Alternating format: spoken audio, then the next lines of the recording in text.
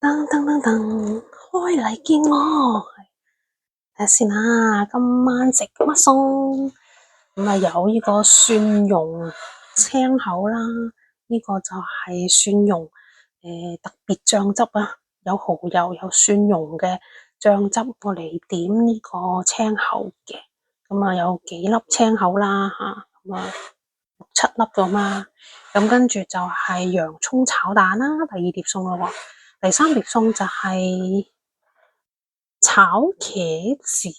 矮瓜，係矮瓜，即係咁啊！呢個用磨豉醬，咁啊落啲葱，落啲磨豉醬，咁啊落啲少少蒜蓉落去炒咁樣啦嚇，咁啊1、2、3碟餸咁樣，咁啊一餐有3碟餸已經好精彩㗎啦，係咪？3餸1湯白飯任裝啊嘛，由細到大都係嗰個口頭禪啦嚇，咁啊有3個餸啊，其實就幾好嘅。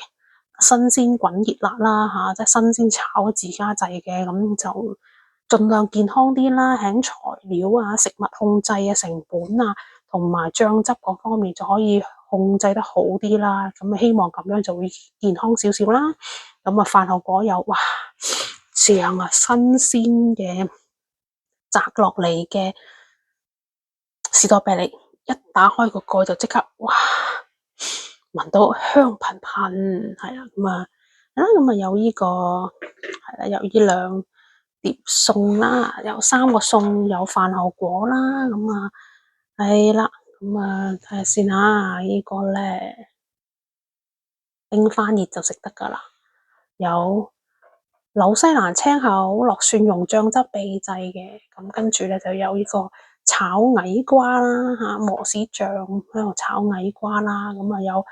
蛋啦，洋葱煎蛋啦，洋葱炒蛋啦，咁啊新鮮摘過嚟本地嘅士多啤梨，香噴噴，好鮮甜，就係咁樣啦。分享完畢。